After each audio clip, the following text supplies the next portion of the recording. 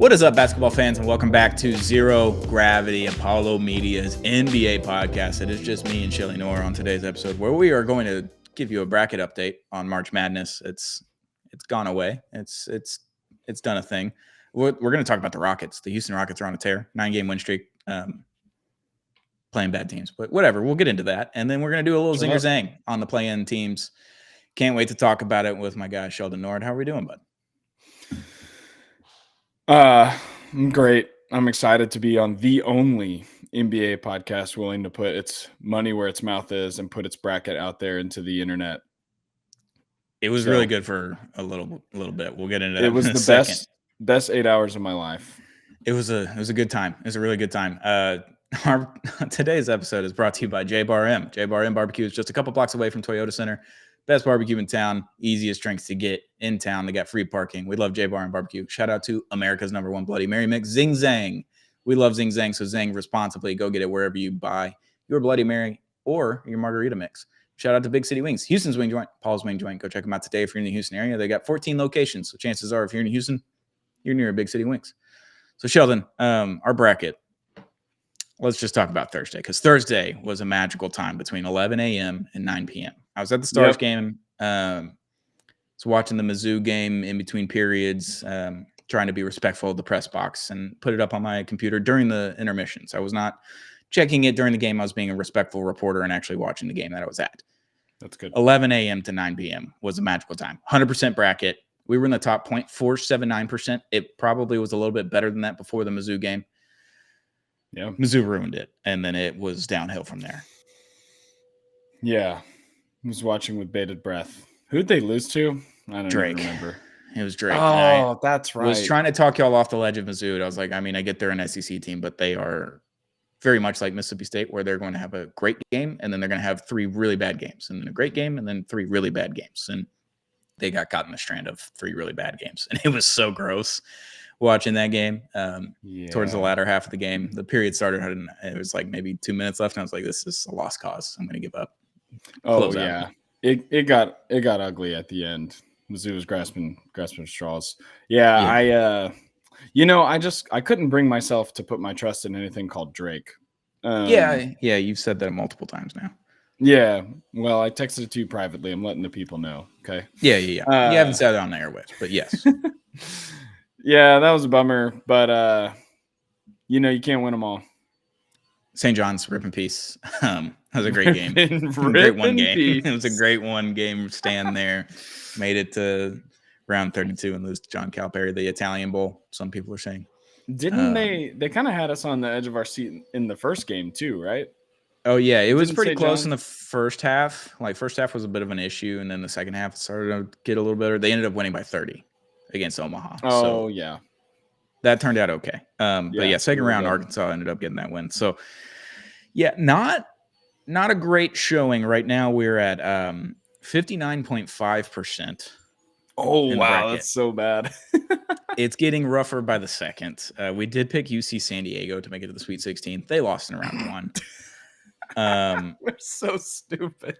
It's really bad. Florida gave us a scare against UConn today, but they pulled that game out. We did have Memphis in the Sweet 16. They did not make it out of round 1. St. John's was in our Final Four, also our championship game. They did not make it out of round 2. We did get BYU right in the Sweet 16, so that's good. We did have McNeese. We had McNeese in the Sweet 16. They lost in round 2 to Purdue. So a lot of misses in pivotal parts of our bracket have occurred. It's becoming a problem. Sweet 16 is not looking good for us now, boys. It's just not looking good. Who do we have left in the Sweet 16? Who from our bracket is still in there? So we got Auburn, correct. Okay. Iowa State is currently playing against a redacted team. You should know who that is. They're down 9, so not great. 18 minutes left in the second. So we're all right there. We're alive. Michigan State, we also have them alive right now, but playing New Mexico, and they're down 5 in the first. So not ideal. We got Florida right. We got Texas Tech right. We got Duke right. Arizona, Oregon play later tonight, so we're still alive there. We have Arizona picked. We got BYU and Alabama, Houston. We missed on McNeese. and we got Kentucky and Tennessee right. So we're not terrible. But our Final Four, we're already down a Final Four member and a championship game member. So that is where the real issue lies, is that we have someone going so far that lost in the second round. So, UH has to win. Win it Unfortunately, yeah. And then, which would have to come against my Duke Blue Devils in the Final Four, which would not be okay to me. Your Duke Blue Devils, yeah. Yes, I'm a member of the Brotherhood. People forget. Hedging on that second favorite team. Mm-hmm. That's okay. We've all got them. We just don't always tell people who they are. They were one of my teams before Mississippi State was one of my teams. People forget. Fair enough. So. Fair enough. Longer tenured fan of the Duke Blue Devils Brotherhood. So yeah. So what? We need UH to win it all, and then we need every surviving Sweet 16 team that we have to get there. And it looks like we're not in a good position. Yeah. No, it's getting rough. This is an NBA podcast for those listening. This is not a college basketball podcast. We do not watch college basketball until the March Madness tournament. So basically, and for a solid 10 hours there, we were feeling really good about ourselves. We're in the top 0.479%. We're killing it right now. Yeah. And then it went to shit immediately. It went real south, real fast. The rest of those games that night, I think we lost. And then the next day was just a bloodbath. It was bad. Yeah. Once we lost one, Rome fell pretty quickly. Snowfall. It was a snowball right down the hill. It was an avalanche of destruction on our bracket, which is usually how a bracket goes. Yeah, it did feel pretty good this weekend when I was in Louisiana, and my uncle was like, "Oh, McNeese State, which is in Louisiana." He's like, "They surprised a lot of people, broke a lot of people's brackets." And I just looked at him, and I was like, "Not mine, not mine." How could we ever doubt the NIL manager of the year? Getting all these NIL deals, walking out with the boombox. I mean, I forgot about that guy because he did do the walkout against Mississippi State early in the season, game 5 to 7, somewhere in there. We played him pretty early on, and he did that whole thing. And I was like, we might be in trouble, boys. And Rick Stansberry's son, who used to play for Mississippi State, was a walk-on, the last guy on the bench that would come in for the last 30 seconds of a game in a blowout or whatever. Yep. He was on the bench, and he was watching Chris Jans, the Mississippi State head coach, call a play, and he would then immediately start yelling at his bench, doing all these hand signals, telling their guys what the play was. That was a nail biter game. That was a 3-point game at the end of it. We had to come back and win it. It's a bit of an issue, but McNeese, good for us. We did have them. A lot of people were bragging on that, and I was like, hey man, we had that early. We had that real early on. Yeah. Never missed, never wrong. Just early. Just early.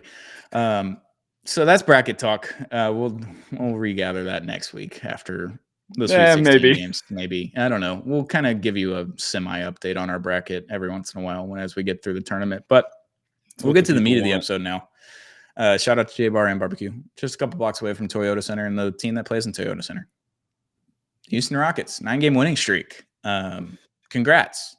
Welcome back. Thank you, Houston Rockets. We talked about it last week. They were on a 4-game heater, and we were like, all right, maybe they're doing something here. Yeah. Turns out they are.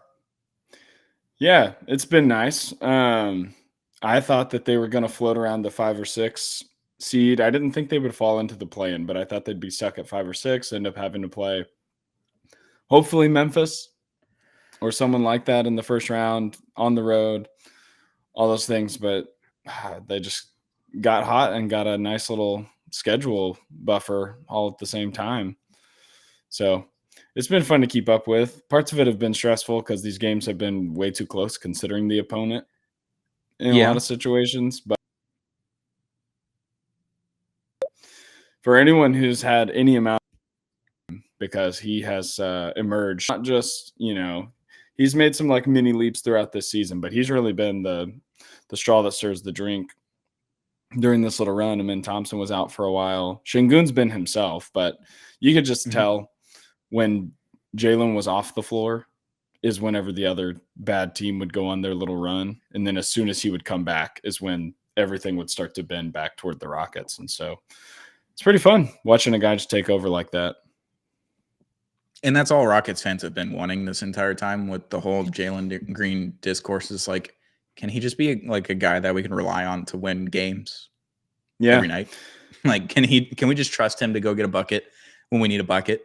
Can he just be that guy? And Yeah. He was progressing towards that last season. Like, we saw a lot of it for a full month there in March and into April. Like, it was too late in the season to even get into the play-in, but you were very close. You were the 11th seed. So, I mean, you got near there, and then you've had a lot of progression this year, and that's kind of what it should calm the discourse in Rockets Twitter, but it's not. It's only elevated it for some reason. It's like somehow worse than what it used to be, because everyone's like, please just be better. And now he's better, and everyone's like, be better than that. Exactly. That's weird. The thing is people move the goalpost. My fan base is sick in the head from getting to watch James Harden be like run point on our team for what, 8 or 9 seasons, whatever it was, where an off night for him is he's still finding a way to score 25.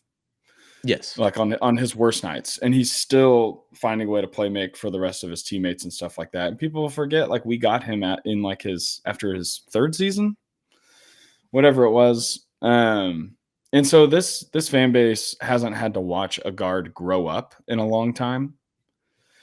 And, you know, he came in, and I think fan base wanted immediate results. And I did too. Like, it would have been awesome. And it just didn't work out that way. And now people have really like dug their heels in on what their stance is on this guy who's on the team that they root for. Yes. And they just can't accept, like, people just can't, the whole thing, the whole time. My thing has been like, hey, just wait. Like we don't have to declare something about this dude right now. You can wait a couple seasons, especially when Steven Silas was your coach for a couple years. And now that he is like at minimum a solid player and has nights where he is like good to great, depending on the opponent, depending on his output, and still improving. Like, the best part of this playmaking run is that, or this winning streak, I mean, is that he's been on like a huge playmaking run. He's been bending the defense. He has been finding his teammates, making the easy passes, but also he had a really sick behind the back pass where he drove all the way, got almost to the restricted area, and just flung the ball behind him to Fred, who then totally sold the 3. Yeah, doesn't go on the stat sheet that way. But yeah, he just looks like he's maturing, and it's fun because whenever your team is struggling a little bit against sorry opponents, you have a guy who can just go get those last few buckets for you. Yeah, I mean, that's huge. And I think every fan base has a player that the entire fan base is split on, like 50-50, right down the middle. They either hate him or love him. Yeah. And will defend him to the death, or will try to beat him down into the ground. Like, yeah, I'm a Dolphins fan, so Tua Tagovailoa is that for the Dolphins fan base. Like, you either love Tua and you hate that he does bad sometimes, or you can brag when he does really good, or you have the other side where it's everyone, he's not a good quarterback. He doesn't deserve $53 million a year, whatever it is. Like, they just find a way to beat him down, even though Tua objectively has good numbers. He just doesn't win big games right now, and that is the issue. And everyone kind of agree on that, the good and the bad side of the fan base. But everyone wants him to do something bigger and better, and I think that's where Jalen Green was, because they both came into situations where they were the guy. When they show up into the organization, you were supposed to be the guy, the number 2 overall pick or whatever Jalen Green was, and Tua was the 5th pick. Right. They're supposed to be I don't know if you can call him the savior of the franchise, but something to get the franchise back on the right track, essentially, and just be really good and elite at their position and lead their team to victories. And Jalen Green was not afforded that opportunity his first couple of seasons because of the situation he was in. He was on a very bad team. Very bad. Historically bad. Yeah, shout out to Jayshawn Tate, but Jayshawn Tate was like your second best player there for a little bit. Yeah. Hey, man. Maybe third. Like, I love him, but he's a friend of Apollo and everything. But you cannot have a guy that's probably going to be the 9th man on a good NBA team, maybe the 10th man. You can't have him being in your starting lineup and having to rely on him for 35 minutes a game where you're expecting him to score points, play defense, rebound, all the things. You can't expect that from certain people. And Jalen Green was expected to do all of those things for a very bad team, whereas Cade Cunningham came in and was on a bad team, and everyone expected him to be like good, but not necessarily raise the ceiling of the team because of how bad the team was. But Rockets fans just came from a decade of James Harden contending for championships and going to Western Conference Finals and having the best player in the league at some points. Like, it's tough to transition from that. So I can understand why it was Yeah. frustrating at a point, but now we're several years into this and we can kind of realize like, hey, Jalen Green's good at basketball. It's okay to have an off night Yeah. every once in a while, and it's okay to have the night where he explodes, and like he can't just be 35 a night every night. It's just Yeah. That's not the possible. thing is someone, they don't my fan base, NBA fans probably just across the board. It feels like they don't look at guards across the league on a night to night basis. Like even like Donovan Mitchell and Anthony Edwards, who are probably gonna go down as the two best guards, or at least two guards for this season. Yeah. I think, unless I'm forgetting someone, but I mean, something like Jalen that. Brunson's a point guard, two Oh, guard at the same way. Like he yeah, plays point guard, but he plays like a shooting guard. He just brings the yeah, ball up.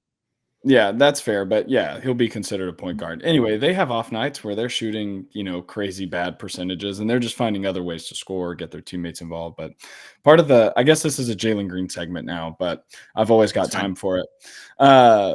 Part of the thing with Jalen is that when he was drafted, a lot of people knew that he was going to be a low floor, high ceiling guy.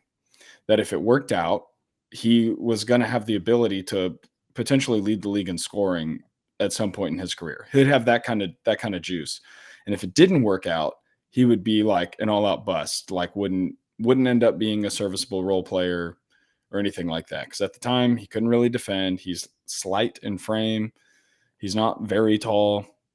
And if the shot isn't falling, there wasn't really anything he could do for you. And for 2 seasons, well, 2 3/4 of a season, that's who he was. He couldn't really defend. He wasn't really rebounding. He wasn't really doing anything unless he was scoring. And the scoring was so inconsistent that people were like, why didn't we take Evan Mobley? Why didn't we take whoever else would come behind him? It's mostly Mobley because he's this That's pretty much the only other pick. super high floor guy. Yeah, at the time, you're not taking anyone else except for Mobley or Green. But And even now, I don't think you're taking another person from that draft after Cade. Like, well, it because Cade depends goes on one, and you don't have that pick anymore. Like, it's it Mobley depends and on who you Green ask. and Shingun. Sure, Shingun was there, and you ended up getting him. Well, So why does it even matter? people are going to say Scotty Barnes. People are going to say Franz Wagner, which again is because you're watching the highlight. I got a whole thing on Scotty Barnes. I think he's very overrated. I think he's a good player. I think he can be a very good player. I think he's pretty overrated. I And don't think Franz he is can be like, the he's third best streaky. player on a championship team. Oh man. Okay. I That's a think he take. has to be the fourth guy, and he's paid as the first guy on a team that can't win games right now. They're the 11 seed. They're 6 games out of the 10 seed. Like on a team that sure has had injuries, but has multiple players on a team that have very big contracts. And if you get a big contract, technically you should be a very good player. Emmanuel Yeah. Quickly, RJ Barrett, etc. Like he had Siakam on the team, and they weren't like out of the play-in range at the time. And Siakam's regarded as this awesome 3-and-D wing, like that plays really good defense and can get you a bucket at times, and was traded and got a really big contract and is a pivotal member of the Pacers. But now the Pacers aren't that good. So it's like maybe Scotty Barnes isn't on a team that's well suited for him. I don't think he is. Like they've been playing better since they got Brandon Ingram, but they're still the 11 seed, and they're still 6 games out in a very bad East where you should be in the play-in game. Like the Hawks don't have anyone to play with anymore. Like all their Yeah. really good players just got hurt, and it's just Trae Young running around amok, and they're the 7 seed. Like you would think that Scotty Barnes, for what he's touted as in NBA Twitter discourse and his contract, that he would be able to win many more games. And we had a lot of fun last year with Scotty Barnes during the All-Star game. Did a whole segment, 10, 15 minutes about Scotty Barnes' whole All-Star game skills challenge experience. A lot of clips came from that. It was very funny. Had a great time with that. But maybe he's the third best player on a championship team. Like he's just not. He can't be the guy, I don't think, as of what we've seen right now. And he's a very fine NBA player. He's very good. Is he a $200 whatever $million player? I don't think so. I didn't think Jalen Green was before the season, and I think he's playing himself into that contract now. So I think happen. his contract, it makes sense now. Yes. At the time, I was like, oh boy, I would have waited. But yeah, I liked it at the time just because I liked that my guy got paid and I still believed in him. But I think I would have rathered restricted free agency at the time. He signed him in the same contract this summer, but it's whatever. Yeah. But now it's just fine. But to bring it back to the Rockets, He's been Yes. the Iron Man. He's not missed a game in like 3 seasons. He hasn't missed a game since Udoka's been there for sure. That sounds And nice. he's definitely been hurt. Like you can tell he's hobbled. He's got this hand injury right now where every time going back down the court on defense, he's like holding his hand. It's like, bro, just sit out. But he's like, And no, that I won't. started before the All-Star break, and everyone's like, please God, like get to the Yes. All-Star break. Yeah. And it's still there, or it's re-injured or something like that. And so he's like emerged as like an actual leader on the team. I don't know if we tried to get you to watch the Sixers Rockets game where Quentin Grimes went crazy, and I watched there's a the moment- highlights the next morning. Someone put a Twitter. It was just on my Twitter feed, and I watched the full 2-minute clip. So I got the gist of it. As a guy who's like Jalen Green's my favorite member of the Rockets, I think he is like the key to them reaching their potential without having to trade people. Like if he hits, you don't need anything else except for some roll, around the edges. This is very gratifying, but my favorite part of it is during that game, Şengün got benched. Not really anything his fault. It was just the Sixers were playing so small. Yeah, situation. And they had just magnet ball, like could not miss. So we just had to have as many perimeter guys out there, and it worked. And Jalen comes in, forces overtime, or gets it like, to Şengün gets brought back into the game to rebound with Steven Adams. He gets it, puts it back, sends it to overtime. And then there's a clip of Jalen talking to Alpi on the sideline before overtime starts. And he's just like in his ear, like clapping, like, getting into, hyping him up. And I'm like, that's it, man. Like that's music to me, baby. So we've got a leader, another leader in the room, which is exactly what they wanted. When Fred and Dylan came in, they wanted those guys to turn these other guys into leaders. And so it's been fun. They're bad teams. I know you've got takes about the teams they're beating, but man, it's hard to win in the NBA. Even paid attention. I just know it's the Sixers and the Mavericks in there. So other than that, I don't know who the other 7 teams are. It doesn't matter to me. Winning 9 games in the NBA is not like an easy thing to do. I know the Cavaliers have done it multiple times at this point, and Oklahoma City does it every night. But they're really fucking good at basketball, and like really good teams should just beat bad teams in the NBA repeatedly. That's one of my biggest frustrations with my teams is like when they were healthy, they couldn't beat bad teams on like a regular basis. They weren't just blowing teams out, even coming into close games and winning them in the end. Like they weren't doing that this year. So winning 9 games in the NBA is not a small feat in any way, shape, or form. And now you're at the 2 seed with the 2-game lead on the 2 seed. Well, maybe not after we as we're recording, we just lost to the Jokic-less Nuggets.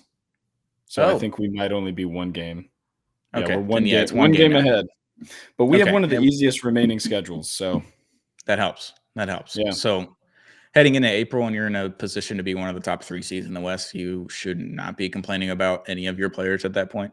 Rockets fans, like you should just be like, this is sick. Like this is fun. We're in the top 3 seeds of the West where no one really picked them to be in that situation outside of Rockets fans. Like I know JP had 50 wins before the season. Like I was in the 45-ish, 47-ish win range before the season. I saw potential and I saw what they could do last year in March. I was like, okay, this team could actually work. Like this could actually be something. You get a piece in the draft that helps you elevate a little bit. And that's what you've wanted Reed Shepherd to be. And he's only done it a couple of times this year, but he'll get there eventually. Like it takes people time. Look at Jalen Green. It took him multiple seasons in the NBA to figure it out. So fret not. You're going to be in the playoffs. You've already clinched the playoffs. Not a big deal.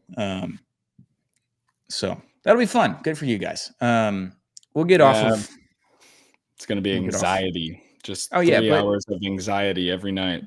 Shouldn't you want to have that anxiety as a sports fan? You would rather have that than be in just the depths of despair like you were for multiple seasons. So that's right. You trade it for you take that anxiety for what comes after when you win. Yes, absolutely. So off of the Rockets talk, we'll go to Zing. Zinger Zang. America's #1 Bloody Mary mix. Zang responsibly, of course, but we're going to do Zinger Zang play-in teams edition. So for the description for this one is, can this team in the play-in position, if they make it out of the play-in, get into a first-round matchup? Can they push it to 6 games in their first-round matchup? Can they push it to 7? Could they win the first-round series? It's all kind of in there.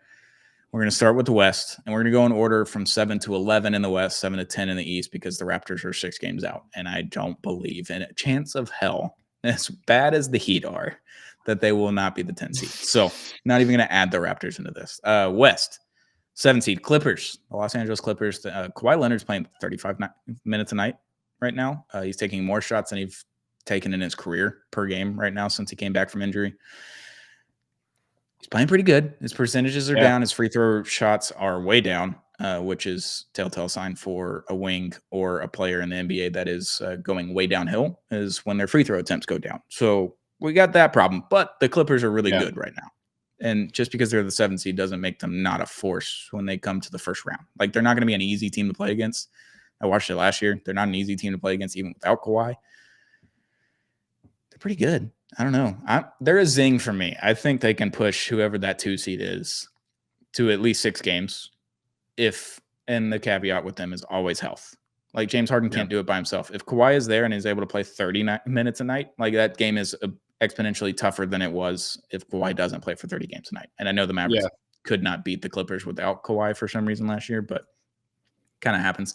They're a Zing for me with the caveat of health, which is always the caveat with the Clippers. Yeah, they're a Zing for me too. I think there's just Harden there, Kawhi there. Too many guys who are too good in the early rounds of the playoffs, or even just early games, if you don't want to say the second half of series. And the defense is good. The Clippers defense is really good, and that's going to keep them in most games. And I mean, I think Harden has shown that he's still got it. And very much so. When it comes down to the elimination game, I don't know if he's ready to exercise those demons. But if we're just asking, can they make it a 6 or 7 game series? I think there's they could legit frustrate any team from 2 to 6. And even the Thunder, like, if they can get hot, they might even be able to push them to 6. It really just depends. The health is a lot too, but I think they're a Zing. Yeah, and this has been my favorite version of James Harden to watch outside of, like, early OKC days. Like, that OKC team was galvanizing for NBA fans, I think, across the board. I think most people liked KD and Russ, and at the time before triple-double Russ happens and KD leaves and whatever, all that kind of stuff. But that team in 2012, like, that was so fun to watch. Oh, yeah. This has been my favorite version since that version of James Harden, where we didn't actually have a real James Harden at that point. He just had a beard and a mohawk, and I was like, that was cool.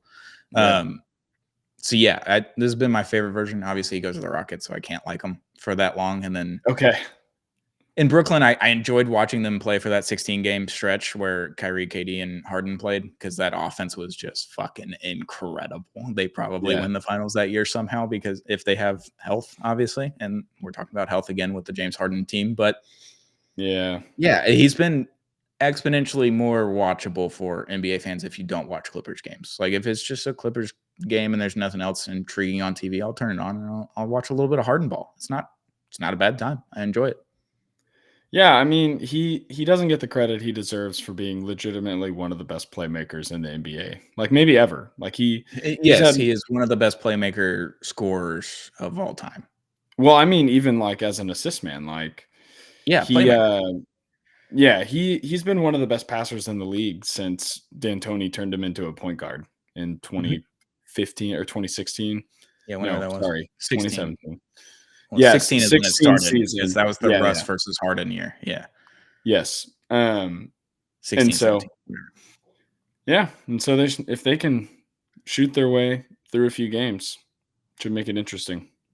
And they play defense, like you mentioned. So that's always good to see in the regular season. And then when it comes playoff time, it's even more important. So the fact that they can do it in a regular season game shows that they can do it in a playoff series. So 8 seed, the Minnesota Timberwolves, who have been coming on pretty strong as of recent, over the last month or so. They've kind of figured some things out, and they win games with Julius Randle. When Julius Randle plays, they're a far better basketball team, and that's so funny to me. It's so funny. They're going to be they're not afraid of anyone. Anthony Edwards is your star player on that team, and he is very much not afraid of anyone until Kyrie put him on the oxygen tank last year. They're Zing for me. They're Zing just because of Anthony Edwards. Like, he can elevate to a game. They beat the Nuggets last year in 7 games, like, defending NBA champions. Like, not afraid of anyone. So whoever, like, if it's OKC, they are not afraid of OKC. I don't think many teams are actually afraid of OKC, strangely enough. But yeah, I think there's a thing for me. We don't have to do the OKC thing, but I think you're right. Yeah, We can talk Minnesota. about that. Minnesota's defense struggled to start the season, and since then they are fifth in the entire league in cleaning the glasses defense per points per 100 possessions, which is like their version of defensive rating. Yeah, pretty good. Pretty good.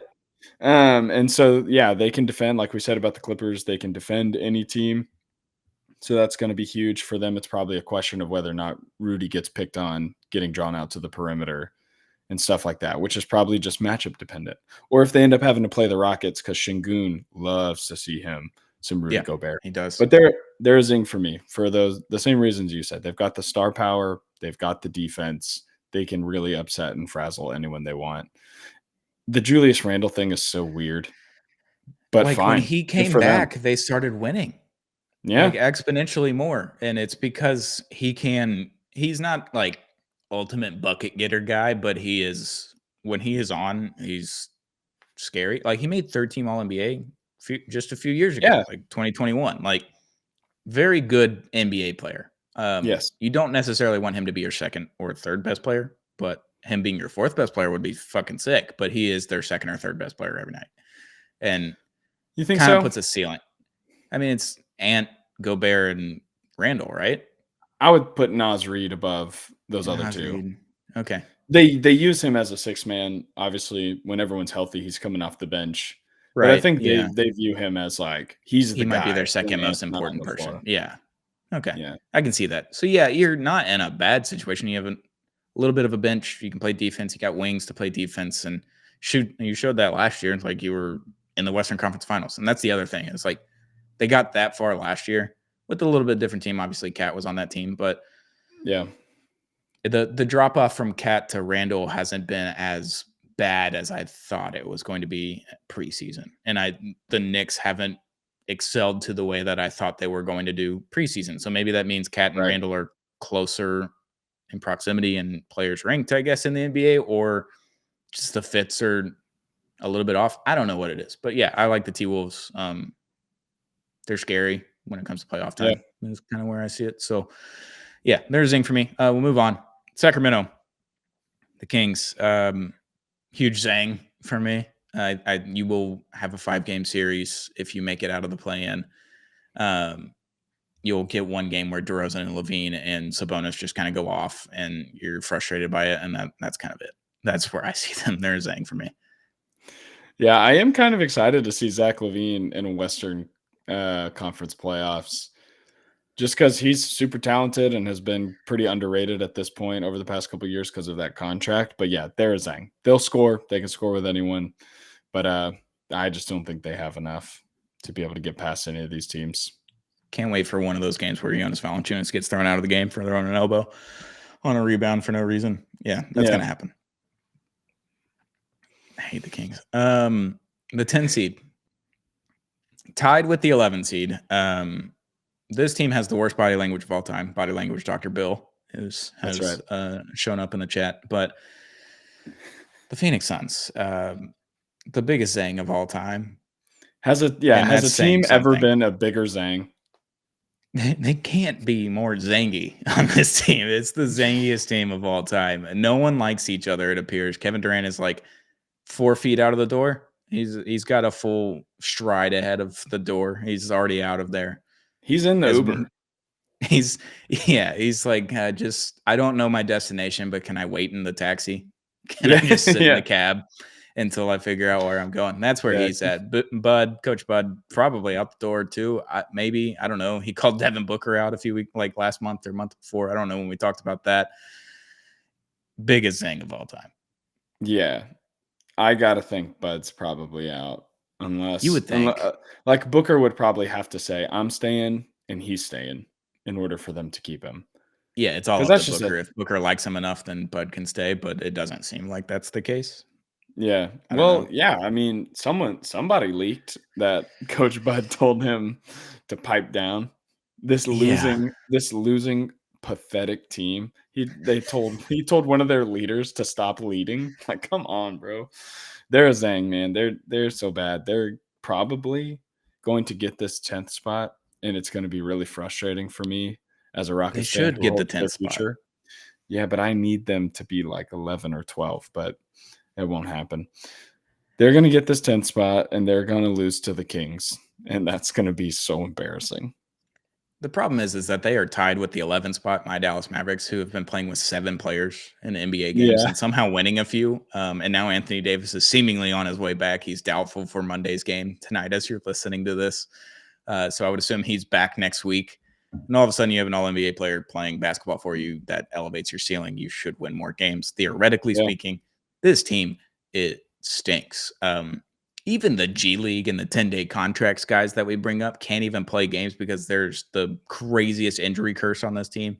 And somehow they're tied with the Suns in record, but they don't have the head-to-head record, so they are the 11 seed. But they are very much seemingly in the mix for this 10 seed, and I want no part of it. Keep me all the way out of it. I don't want to have to care about basketball the rest of this year. I want to get to the draft and free agency and just see what happens. See where Kevin Durant goes, because that's going to happen. And my team is definitely in the mix. Your team is possibly in the mix. They're in there. We'll see.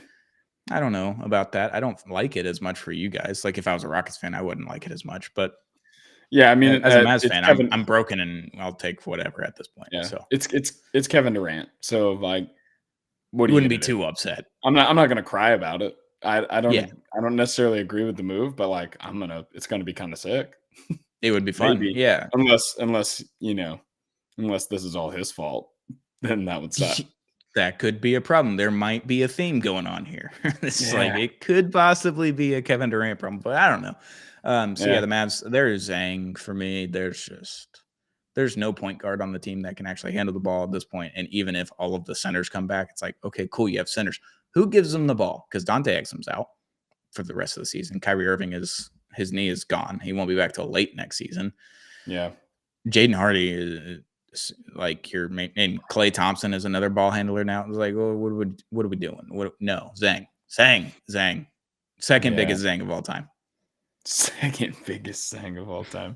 Because it's not their fault, because they're all hurt. That's why it's the second biggest. It is the Suns' fault because they've been healthy this year. Yeah, you got the ghost of Klay Thompson out there leading your team to these accidental victories. Guard. Yeah, that's right. Hey, but Texas, Davis and Gafford are coming back. I'm like, oh, good job. Sick. We can actually play a little bit of defense and rebound the ball now. That's going to be awesome. Can't fucking wait for no one to be able to get an outlet pass to anyone. So, I mean, they're going to win more games because Anthony Davis comes back, and it's going to either hurt or help our cause. I don't know. It just depends on what the Suns do. It's going to be hilarious when you guys get the 10 seed, beat the Kings, and then have this like the flukiest second play-in game and end up having to play the Thunder in the first round just because of Anthony Davis. Which it's not going to happen. If that happens, so we're getting to the second round. I am putting that as a stamp of approval from Paulo Stoney here. Like that is, we're winning that series against Oklahoma City if we get the 8 seed. If we have to play them, we're beating them because PJ Washington has been on tear recently against bad teams, which doesn't happen normally. And we all know what PJ Washington does to Oklahoma City. And if you just add Anthony Davis and another center in there, like, I don't know. I'm just saying that goes 7 and we win. I don't know. That's a feeling. And I don't want that in any way, shape, or form because I don't want to have to care. But I'm going to have to end up caring at some point, I would assume. But we'll move to the East. Not a good mix of teams here. Just staring at them. This is dark. This is a preseason preview of the Eastern Conference all over again with me and Josh. It was a dark episode. It was not an easy 45 minutes to get through. You got no light in your eyes right now. You're just like, it's hard to get the light in the eyes talking about basketball in the last 2 months, but here we are. The East, 7 seed, the Atlanta Hawks, comfortably in the 7 seed. Yeah. Comfortably going to get swept or gentlemen swept in the first round. Yeah. So Zang. for that reason, it's a Zang based on our parameters of this. But they're the zingest of all Zing Zangs in this bracket, but they're still a Zang. Are they the zingest? No, They're the the Clippers and the Timberwolves no are the of zingest. the East of the East. Oh, whoa. Yeah, They're the zingest it's of the East, who's the but they are best still of a these very much a Zang. who's the best of these awful teams? Who do Yeah. you want to not shoot yourself the most watching this team Oh play? And it's the gosh. Hawks. Don't. Just want to shoot Look, my kneecap off. the fact that they're only one game under 500, and we're talking about them. They're in a playoff series because they have to be. I know. Oh man, they've got to change this. This is stupid. I don't like the play-in. Hand up. I think it's kind I of dumb. well, I don't mind the play-in. I just hate that these teams have to be in it. Yeah, but like, can you just go 1 through 6 and be like, "Hey guys, we're going 1 through 6 here, boys. That's what we're doing."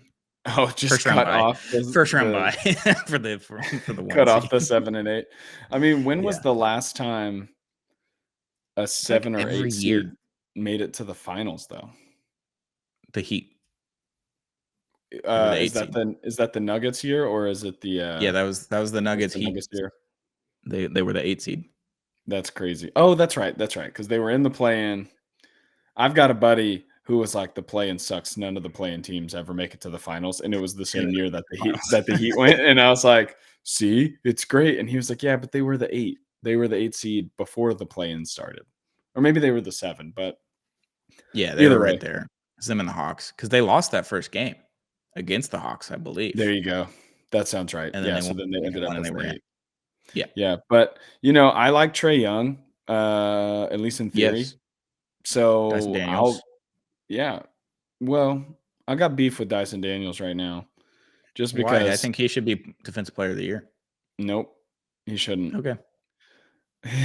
He's one of the Most best steals in the NBA since Chris Paul in like 2005 in a season. Yeah, I mean, James Harden led the league in steals per game more than once, and he never won DPOY. So Okay. Moving on. Dyson Daniels is really good. I just think there are better like on-ball, one-on-one defenders that deserve some credit. But we don't have to talk about that. Trae Young is super fun. I'm excited to see him there. I wish Jalen Johnson was playing in this game. It'll make me sad not seeing him out there. That would be I'm excited. Much better. I'm excited for the Hawks to get close to winning one game on the road. Mm-hmm. Yeah, it's going to be fun, the Trae Supernova game. Yep, Trae's going to make a big show out of it. And then they're probably going to still lose, but I'll have a good time. Zang, though. Yeah. Zang. Get him out of here. The Orlando Magic. Zang. Injuries. Injury bug, and your team seemingly can't figure it out. Zang. Yeah, my favorite thing is every time I hear someone talk about the Magic, they're like, yeah, and just ever since they lost Jalen Suggs, they haven't been the same. Shocker that your one ball handler and good defensive guard goes out and you just can't figure it out. Shocker. Yeah. Well, and they're like the worst 3-point shooting team in the league. No shooting at all. It's all in 2025.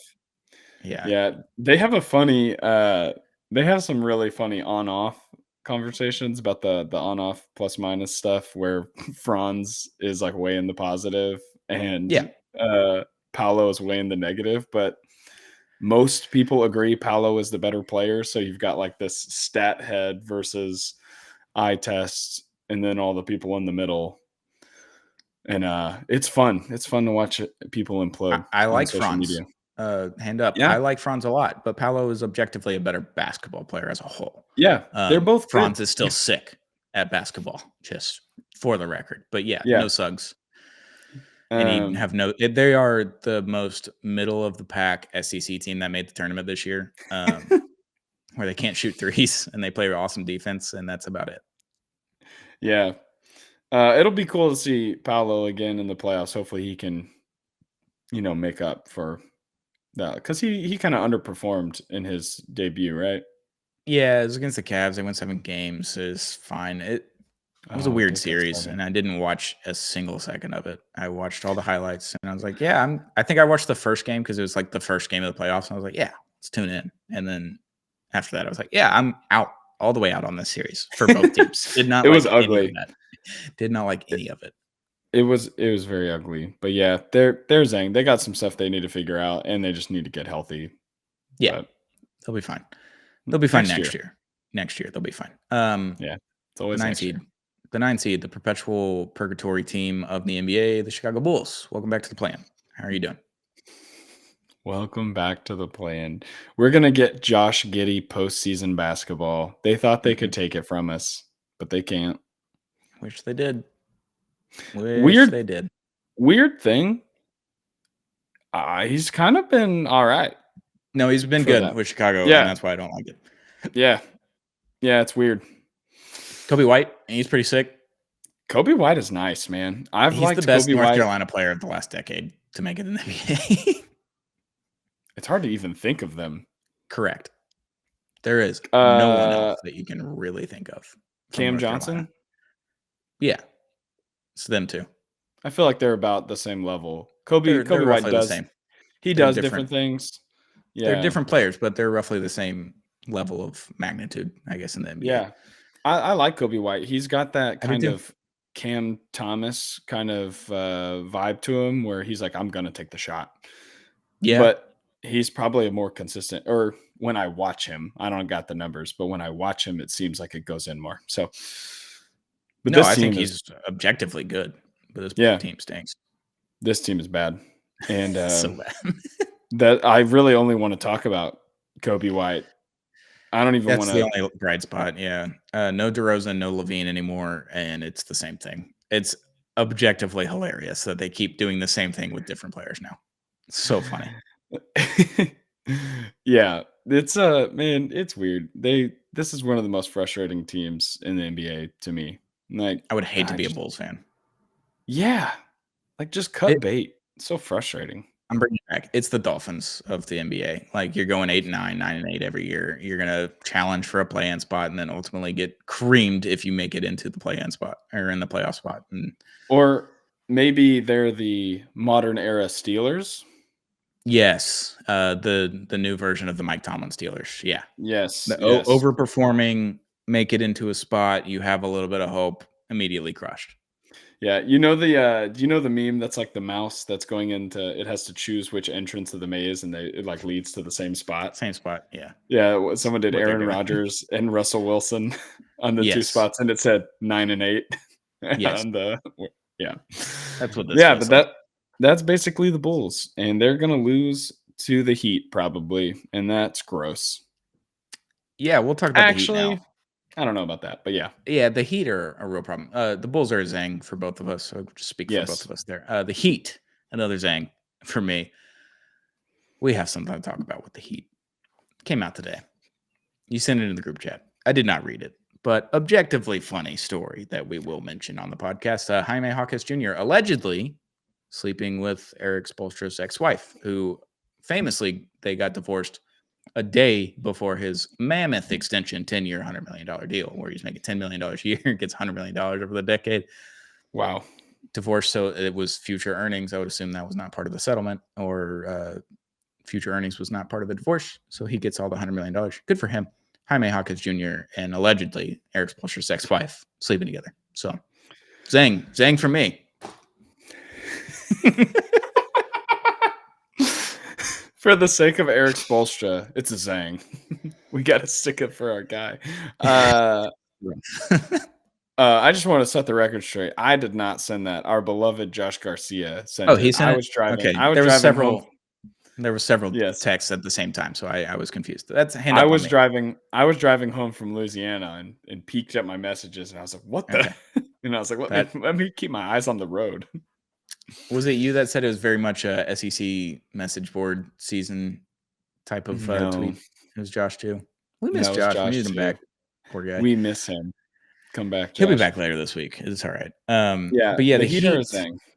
Yeah, they have Tyler Hero, who's been awesome this year. I think he's finally gotten to the point where this is where we saw Tyler Hero potentially getting to in his NBA career, and he's finally there. Bam Adebayo has taken a step back. He is he can never be the number one option, and he can rarely be the number two option now. He is seemingly Chris Bosh on a Heat team without LeBron and Dwayne Wade at that time. So not a good position to be in when you're expected to be the LeBron or the D Wade in that situation. Tyler Hero is the other one of those. So that's not objectively a good situation to be in. Their G League players, they've run out of luck there. No G League players can come up and turn into $150 million man anymore. Hassan Whiteside, Duncan Robinson's still there somehow. This team stinks out loud, and they're going to be in the play-in. And they probably are going to make it out of the play-in because it's the Heat, and they can win one game because their coach is pretty good most of the time, but he's been pretty bad this year. He's missed a lot of things, late game situations and all that. The other night, I think it was last night or the night before, he was telling Bam and the team, like, hey, hold the ball. Like for the last shot there, and we're out of the shot clock. Like it's the end of the third quarter. Just hold the ball. And Bam ran it up the court and went for an early 2, missed the layup. The other team goes down and scores. They ended up losing by 2. It was that situation lost you the game because your players didn't listen to you or see it or whatever it was. And absolute disaster with the Miami Heat this season. I missed that. Yeah, they're 1-9 in their last 10, and that means they lost 9 in a row. And then they won. I guess tonight or today or last night. Because they played the Rockets on bad. Friday. Yeah, that's really bad. That's really bad. They won tonight against the Hornets, 122-105. What's super fun is that they are under 500 on the road and at home. That's good. So, they're 30 and 41, so you know. Yeah, and Adam Silver is going to make me tune in to a nationally televised game with all the money on the line to watch this team play against Josh Giddey. And Charles Barkley and Shaq are going to have a heyday on that broadcast. No, well, here's the deal. They're going to end up not watching the game totally. They're not going to know that the Heat are this bad. No. And they're going to talk about how awesome they are and how they should win. And they've been in this situation and blah, blah, blah. And Tyler Hero this and all that stuff. And then they're going to lose. And then they're going to totally rip into them. Yeah. Yeah, that's probably what's going to happen. And they're not going to be able to name anyone outside of Bam and Tyler Hero on the team. Yeah, they might even be like, who's that? Is that Donovan Mitchell in 45 for the Heat? I thought he played for the Jazz. Yeah, Charles Barkley is going to say, Jaime Jacques.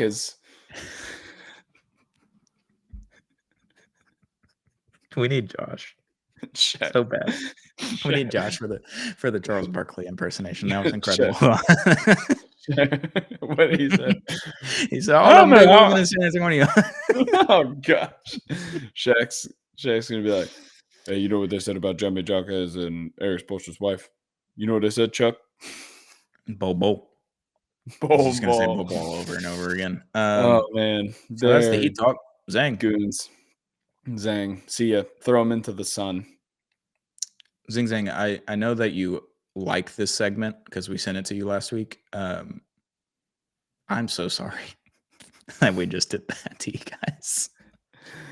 Well, just know that we would rather be drinking Zing Zang than talking about the Eastern playoff teams. 100%. America's number one Bloody Mary mix. Zang responsibly. Shout out to Zing Zang for that segment, and shout out to the rest of our sponsors, J Bar and Barbecue, just a couple blocks away from Toyota Center. Go get them. They got $2 wells, $6 or $5 margaritas, I believe, and $16 bottomless mimosas on brunch days, on the weekends. They got awesome barbecue. The jalapeno cheddar sausage is my favorite. They got the Texas Trinity plate where you get 3 meats, 2 sides. Lovely place at J Bar and Barbecue. Thank you for sponsoring this episode, and shout out to Big City Wings, Houston's Wing Joint, Paul's Wing Joint. Go check them out today if you're in the Houston area. What an episode, Sheldon. What an episode. Thank you for joining me. Thank you for listening. Thank you for watching on YouTube. Hit that subscribe button on Apollo HOU if you haven't already. It's free. Doesn't take any money from you. And then you can turn notifications off if you don't want to see us. Doesn't do anything. But just hit that subscribe button. It helps us out. Hit the like button. We'll be back very, very soon with another episode of Zero Gravity, Apollo Media's NBA podcast, where we will talk all the chaos and the brackets busting, I guess, for another couple weeks. See you next time. Zero Gravity. Bye.